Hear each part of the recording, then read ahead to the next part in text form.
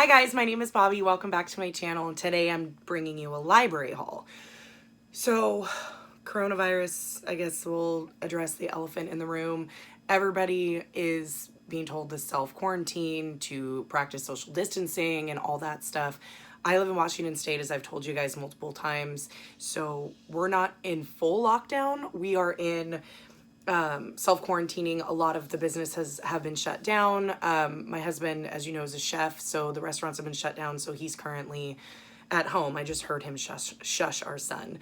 I'm not used to filming while he's in the house. I usually film with the kids and they come in and out, but yeah, so he's home. The kids are home at least through April, the end of April. So we're all just hanging out at home. Today happens to be my day off since I work in a grocery store, like I've told you. I'm still working, and my coworker just texted me and said that our company is giving us an immediate $2 an hour raise for hazard pay because we work with the public constantly and we're not going to shut down, obviously, because we have to feed everybody. So I'm happy they're doing that. Our governor, I think, had also put us as the first responders group. So we're considered a first responder because we are on the front lines and dealing with hundreds of people every single day. I live in a very small town. There's our grocery store and one other one. We've been very, very, very busy. All of us are working very long hours, working overtime, trying to meet the need. We're running out of things. I mean, it's not like end of the world status. I mean, everybody's out of toilet paper, everybody's out of paper towels and all that stuff, but we still have food. We're still getting our loads in, shit like that. So everything's going. But on Monday, today is Friday. On Monday, our library closed that night. So Monday when I got off work, I'm like, well, I'm gonna go to the library and I'm gonna get at least 10 books to try to tide me over. Have I been reading? Not much. I have finished 4 books already this month, but I'm not in the mood to read. Like, it's not that I'm stressed, because I'm not necessarily stressed. I'm more stressed of making sure, I'm not stressed about getting the virus. I'm stressed about what's gonna happen if we go on full lockdown like some of the other states have. You know, because then it's just going to be even more stuck in the house than we already are. I mean, we haven't left. We haven't done anything. The kids have been home this entire time.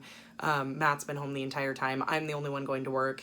And we haven't really left the house other than me going to work. And Matt's got to go get his last paycheck today. And, like, we have to get stuff at the store. But it's very minimal leaving. So we're practicing good social distancing.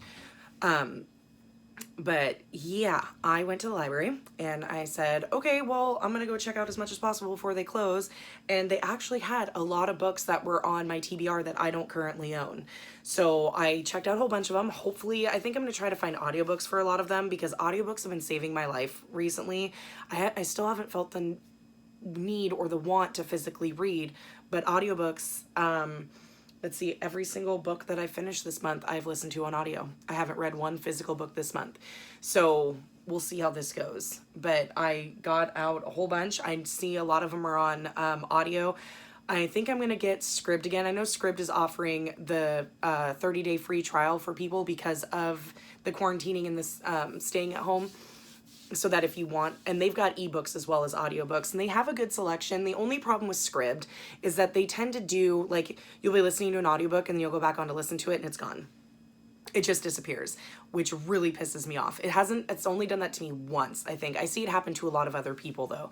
So they are kind of limited. I also have a subscription to Audible, which I really love because you can get anything you want and then I can buy the audiobooks if I want, you know.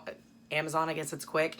I also stress bought 8 books from my TBR, which are coming. 2 are coming today. One of them I really want to read, My Darling Rose Gold, which is a book about, it's a fictionalization of the Gypsy Rose Blanchard case, the case of severe Munchausen's by proxy, which Munchausen's by proxy fascinates me anyways. But when all the 8 books I got from Amazon get here, I think the last one will be here by next Wednesday or Thursday, so within the next week, then I'll film an actual like book haul, a small book haul. But these are the 10 books that I got from the library, so I guess I'm gonna go over them. They are all on my TBR except for one. Yeah, one is not on my TBR. I just got it because I wanted something fluffy, because my version of Fluffy is different than everybody else's versions of Fluffy. But before this becomes, I've already been talking for 6 minutes, before this becomes like a half an hour long haul, which is silly. People in and out of doors. Sorry about the noise. I've got both cats in here too, so we'll see how this goes. But anyways, let's get into the haul. Okay, so first book on the stack. I didn't realize this book was so tiny. The versions I've seen other people hold up and have and read aren't this tiny, but this is like the tiniest book ever. But that's Tin Man by Sarah Winman. Let's try to do this without the ring light doing it. Okay. This is like, this book is tiny. Like it's tiny. It's not a normal size book. This is a story about two men that when they were boys, they became friends when they were boys, and then they grow up, and I believe both of them started a relationship, and so they're gay. One gets married to a woman and goes on living their life, and the other one, nobody knows where they are. Kind of, I think. I know a couple of booktubers that I follow. I know Katie from Life Between Words, and what's her name? Julie from A Girl in a Book, and I know those two for now. I believe April from Getting Hugga With It has read it as well, and all of them loved it. It's very, very, very short. I mean, this is a tiny little thing that's just over 200 pages. I could easily read this in a day, but that also means I have to sit and read. I did find it on audio, but I've been listening on 2x speed, and the audiobook narrator is from the UK, and I can't listen that fast with a UK accent because I don't catch as much because I'm not from the UK. But it sounds really good. Kind of reminds me a little bit of Heart's Invisible Furies, but with Hearts, it was like an unrequited love. I think this one was not, but the whole being gay, but pretending to be straight and going through the motions. So it just seemed like a really interesting book, and it's really tiny, so I should have no problem reading it. And, you know, these aren't due till the end of April. Does that mean I'm going to actually read them before then? Probably not all of them, but I'm going to try really hard. Next one, I kind of started a little bit, but I only read like 12 pages, and it already kind of hooked me. But then I stopped because I was watching things, because I'm kind of in a binge watching mood, so I can kind of block everything out. I started rewatching Sex and the City yesterday because, you know, I haven't watched that like 20 times. But this book I heard about from Becca over why can't I think of Becca in the Books? Yes, that's her channel name, right? Yeah, I first heard about this book from Becca in the Books, and I believe she sent a copy to Cody as well. This is described, where is it? Prep meets the craft. So it's a young adult, I believe. It wasn't in the young adult section, it was in the new book section, so I'm not sure if it's classified as young adult or adult. I believe it takes place in the 90s, and then there's like back and forth. But that's The Furies by Katie Lowe. This is supposed to be about a group of girls who go to an all-girl boarding school, prep school, and so it's all got all the fishiness and the drama of that, plus witchcraft. Apparently their teacher gets them into witchcraft, so it sounds really interesting. Like, I read the prologue and a little bit of chapter 1, and it's got me hooked already. It's very, very dark. I guess that starts out with a girl who they find dead on the swing set, and she's in like this white dress, and her eyes are open, and like she's got her hands are like not tied very loosely to holding the chains of the swing set, so it looks like she's just sitting there when she's actually dead. So I'm assuming it might be one of the girls in the group. So we'll see how it goes, but I kind of started this one because it sounded good. Might try the audiobook, but I'm trying to read physically as well. So I'm going to try to read some of these physically. So I started this one. Hopefully I can get it done by the end of the month, but it just sounded really good. I love The Craft. The Craft is one of my favorite movies. So to add that plus like girl boarding school and all the drama, like I thrive on that shit. So Becca really loved it. I think she gave it 4 stars and really enjoyed it. So I hope I do too. Next is this one is for sure YA. I don't really remember what this one is about. I just remember it's on my TBR and I liked it. Or I liked the sound of what it was, and that's The Bone Houses by Emily Lloyd Jones. This is supposed to be a story about a girl and her family that run a graveyard or work in a graveyard, but zombies are a thing. Apparently they walk among us. They call them bone houses. Yeah, risen corpses. So they're grave diggers. Main character's name Rin. Death of her parents, her and her siblings have been scraping together a meager existence as gravediggers in the remote village of Colburn. So she's 17, and so it's her family's graveyard, and the dead don't stay dead. So the risen corpses are called bone houses, and it says it's the result of a very old curse. Sounds fun. Sounds kind of like mystery with a little bit of horror-ish. I think it's got almost just under a 4-star rating on Goodreads. So, but it just sounded good. I love the thought of like zombies and horror and like graveyards and all that stuff. So I saw it. It was available. I took it. The next two are by one of my favorite authors. These are some of his older works that aren't really talked about, and both are by John Boyne, and the first one is This House is Haunted. They had almost all of his books. This one takes place in the mid 1860s. Is it in America? No, it's in England, Norfolk, England. And so it's a haunted house story that is kind of reminiscent of The Turn of the Screw a little bit. So I read Ruth Ware's Turn of the Key and hated it. So I'm hoping this is better. I love John Boyne and I love his writing, so I'm assuming it'll be good or better. But this is the story of a woman who goes to be, what do they call that? What do they call them? Why can't I think? A governess, that's it. She goes to become a governess at this big house, and she meets the children but has never met any of the adults, and the house is haunted and weird stuff starts happening. So it's definitely a haunted house ghost story. I hope it's better than Turn of the Screw, and I hope it's better than Turn of the Key. But it's John Boyne, so I have faith. Vicky, if you can, well, your library's closed now too. We talked about that. If you can find this, we should buddy read this, because all the John Boyne. So there was this one. So this one is The House of Special Purpose. And this is another historical fiction by John Boyne. He tends to write a lot of historical fiction. I mean, ish. Because I guess A Ladder to the Sky kind of was, because it starts in the 60s-ish, 60s, 70s. And Hearts of Visible Fury starts in the late 40s and goes through. That one takes place in the 1800s. This takes place also in the early 1900s in Russia. So this has a Romanov tie-in. So this is, what is it? A person, an 82-year-old man is haunted by his past. And so he is telling the story of what happened in his past. So he's talking about living in England and making a final journey to Russia that he used to love, but also destroyed and to find him. So it talks about him growing up as a peasant farmer. Somehow he gets tied in with the Romanovs, and the House of Special Purpose is the place where they kind of hid out. And I guess he becomes like a bodyguard to Alexei, who is the only son of Tsar Nicholas, who Alexei has hemophilia. So like which that's well known in history, to where if he gets a cut, he could bleed out. Like he's just got really thin blood. So he kind of becomes his bodyguard, and watches over him and stuff like that. So this is very much about the Romanovs and all that. I'm curious to see how John Boyne plays with that, because it already talked in the Dust Jacket about Anastasia.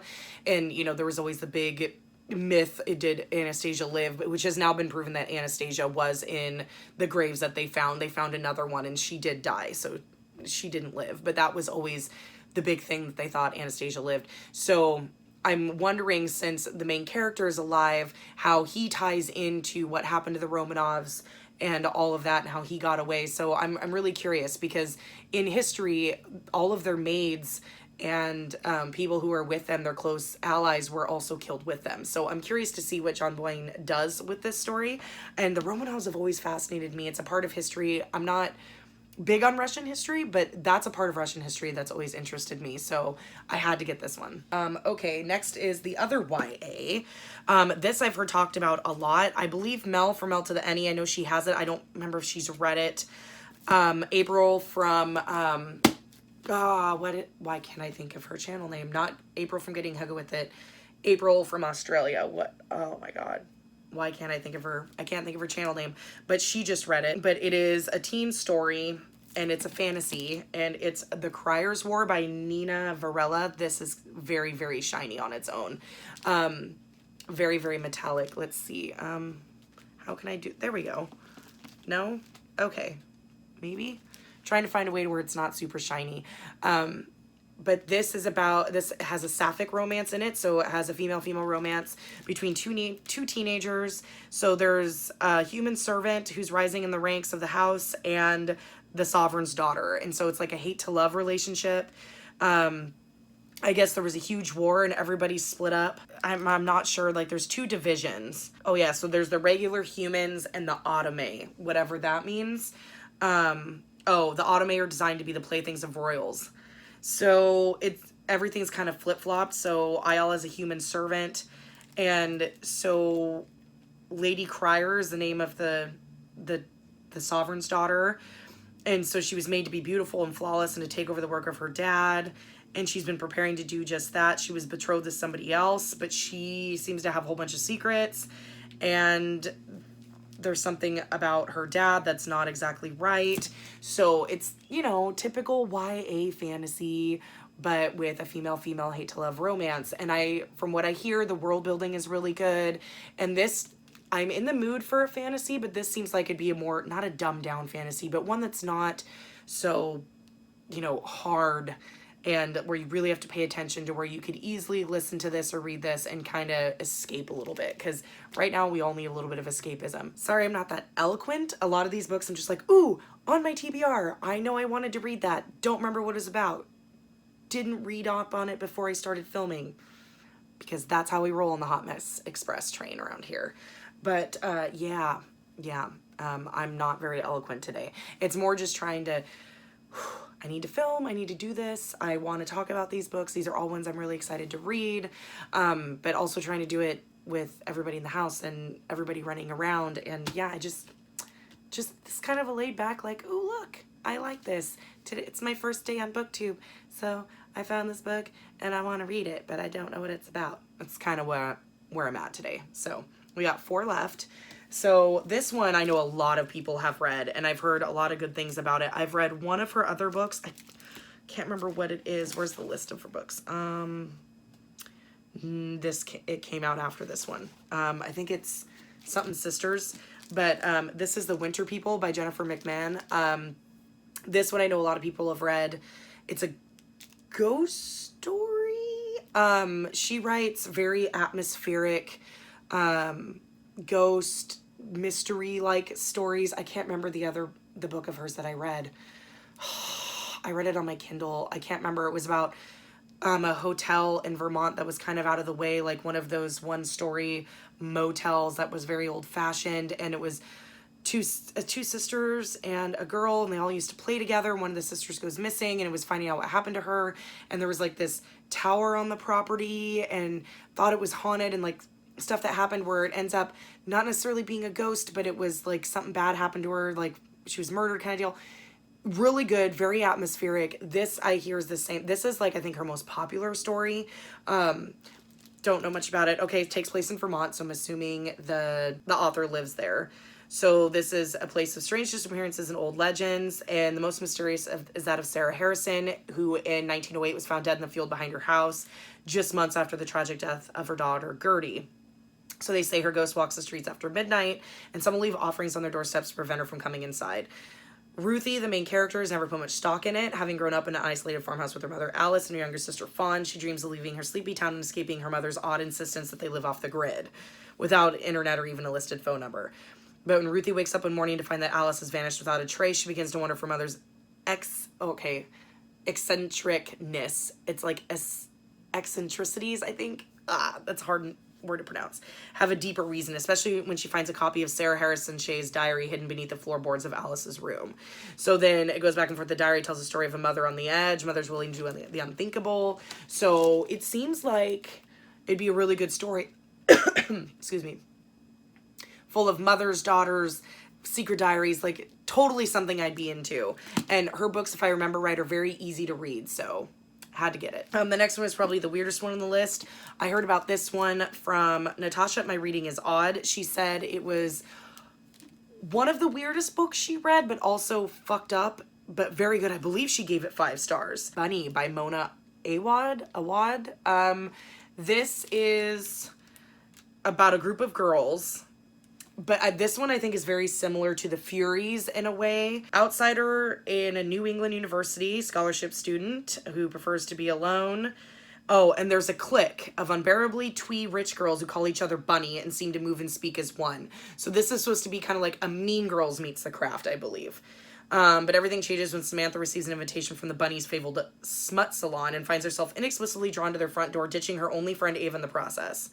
So she gets deeper and deeper into the Bunny's sinister yet saccharine world, beginning to take part in the ritualistic off-campus workshop where they conjure their monstrous creations. The edges of reality start to blur. So it's, yeah, is the down this so they describe it as a down the rabbit hole tale of loneliness and belonging, friendship and desire, and the fantastic and terrible power of the imagination. So this, I think, is like Mean Girls in the Craft, like a whole bunch of girls who call each other Bunny, which is fucking weird, and then they suck her into their group and they start doing weird ass shit. Natasha said it was great. She's the pro on the weird shit. So I was actually shocked my library had this. I live in a very small town, and very rarely do we get stuff kind of like in this vein, but I'm excited to read it. Next is my Fluffy Fluff book that don't come at me because it's total like cheese-tastic, like syrupy goodness. I don't like contemporaries very often. Any contemporaries that I read have to be like a literary fiction contemporary that deals with stuff I'm really interested in, like family drama or marriage and marital drama.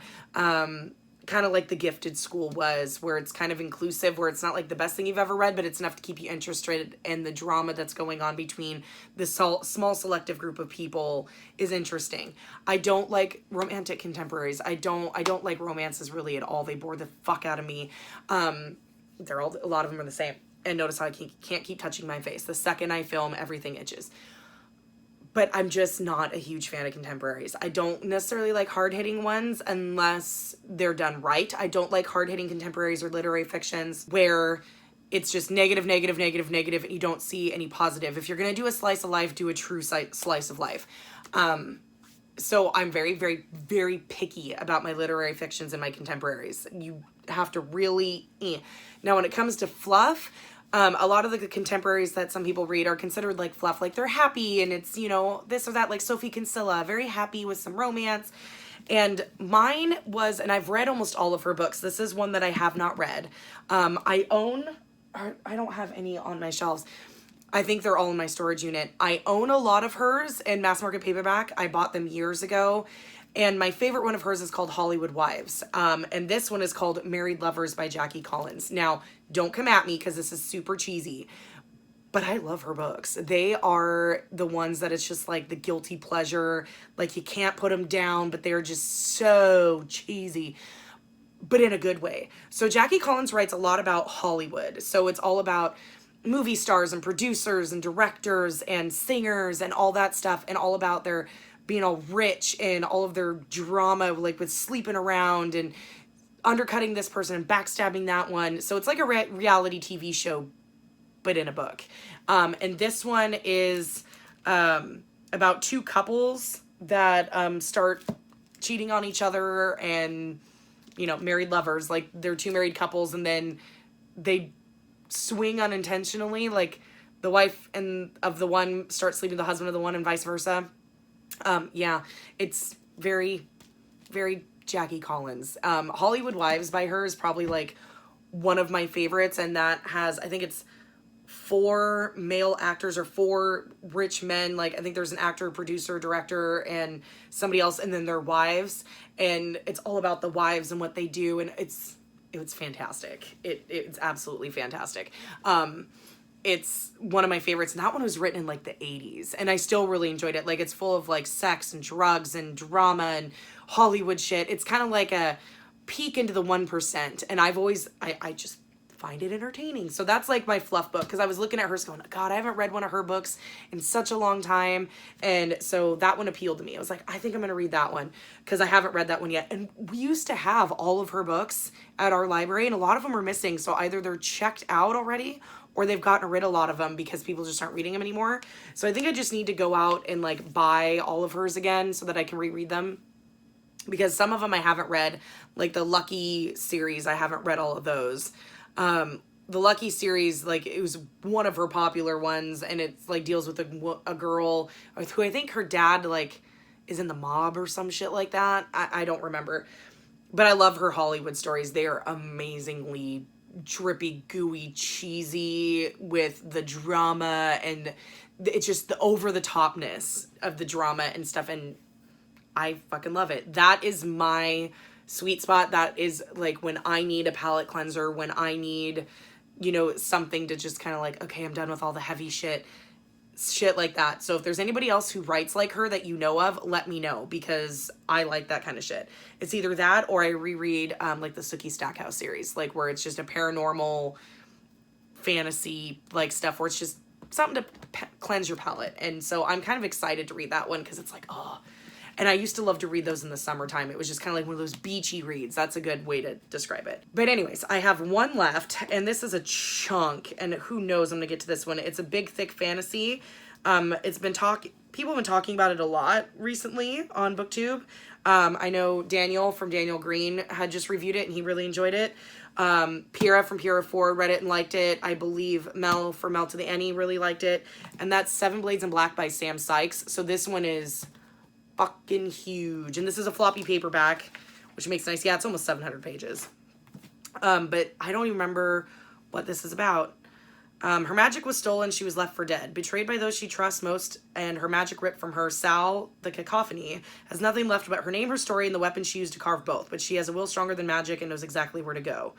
So it looks like she becomes either an assassin, or, oh yeah, and Sal goes with a blade, a gun, and a list of 7 names. So it looks like she was kind of never knightish. She was betrayed, left for dead, and she has a list of names of the people she wants to kill. I've heard people compare her to Arya from Game of Thrones, like where she's got her list and she's trying to check off her list by killing all these people. I've just heard a lot of really good things about it. So, you know, it was just something that I wanted to read. Granted, will I get to this? Probably try to read it in chunks. It's really, really thick. Hey, Cindy, if you've got it or it's on your TBR and you want to read it, let's buddy read it. Because, you know, we tend to buddy read the fantasies together. Okay, guys, that's it. That is my 10-book library haul. I hope you guys are all doing well. I hope you guys are staying healthy and, you know, trying to get through being quarantined and doing the social distancing. If you guys had gotten any books from your library or whatever, I would like to know what you guys got. If you've read any of these, please let me know what you thought of them, because we're going to be doing this for quite a while, it looks like. So, you know, now's the time to catch up on your TBRs, right? That's kind of what I was thinking of when I checked all these out. Like, try to knock some of these bitches off my TBR.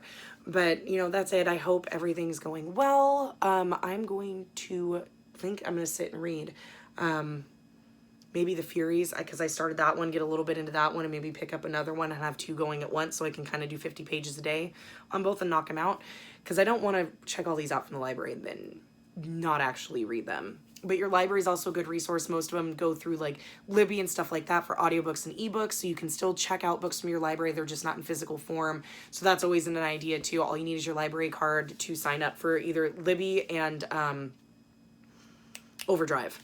Both of those. All you need is your library card and you have access to everything your library has that's digital. But yeah, please let me know in the comments down below if you've read any of these books, what you thought of them, how you guys are holding up. I hope everybody's doing well. What you guys are doing to kind of combat the, you know, stir craziness, because me and my family are starting to get there. But yeah, that's it, guys. I will see you in the next one. Bye.